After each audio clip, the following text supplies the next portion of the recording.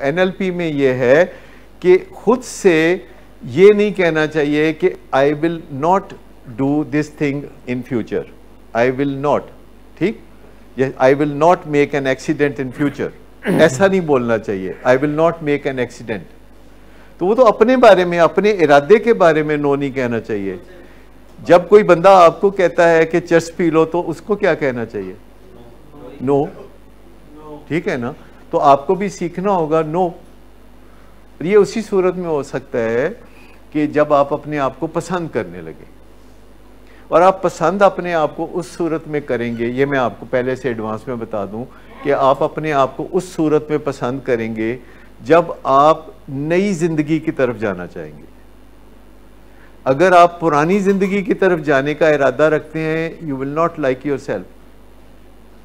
अगर आप नई जिंदगी की तरफ जाना चाहते हैं, then you will like your self.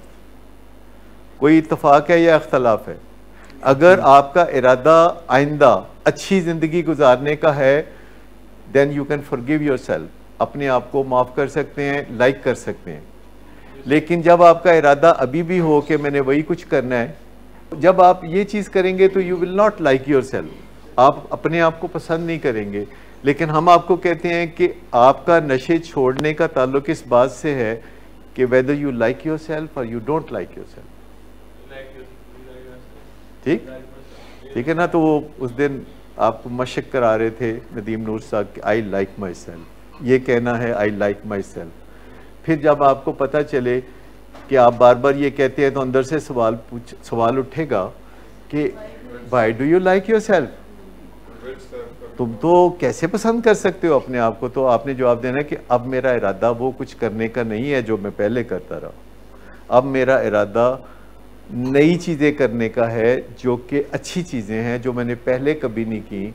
मेरा इरादा एक हायर पावर बनाने का है जो मेरी माँ होगी, या मेरा इरादा एक हायर पावर बनाने का है जो कि मेरा स्पॉन्सर हो सकता है, मेरा टीचर हो सकता है, मेरा डॉक्टर हो सकता है, कोई भी हो सकता है, बीवी हो सकती है, बिल्कुल कोई भी ऐसा बंदा हायर पावर है जो कि आपको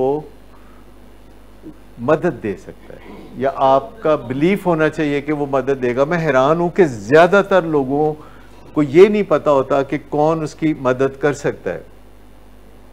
लास्ट थर्सडे को मैंने वैक्सीनेशन कराई थी और मुझे सब ने रोका, मैंने पहले भी बताया, लेकिन मेरे लिए कोई मुश्किल नहीं था ये फैसला करना। मैंने ये फैसला इसलिए किया कि जहाँ से वैक्सीनेशन आती है वहाँ बड़े सियाने लोग बैठे होते हैं। World Health Organization, FDA America की, पाकिस्तान का हेल्थ डिपार्टमेंट में बड़े बड़े डॉक्टर्स ने मिलकर ये फैसला किया कि ये काम करना है।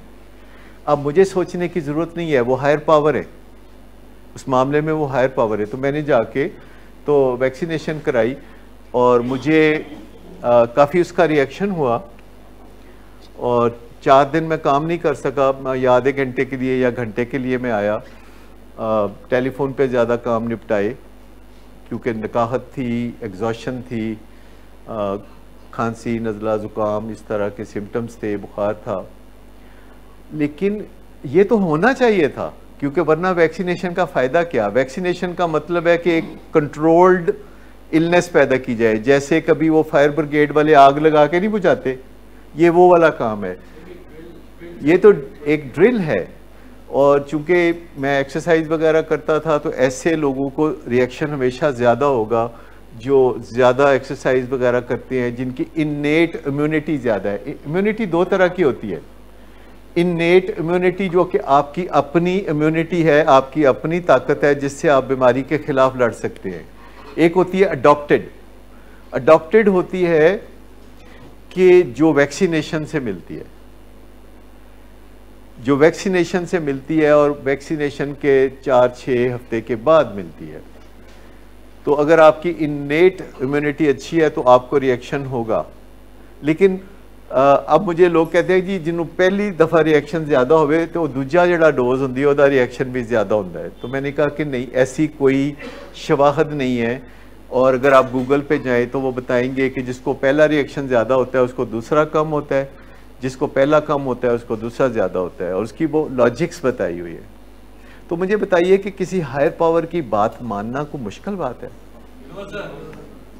किसी भी हायर पावर, आप रास्ते में जाते जाते आपको रास्ता नहीं पता, आप किसी से पूछ लेते हैं, वो बताता है, तो जब मन नहीं थे फिर पूछन का की फायदा।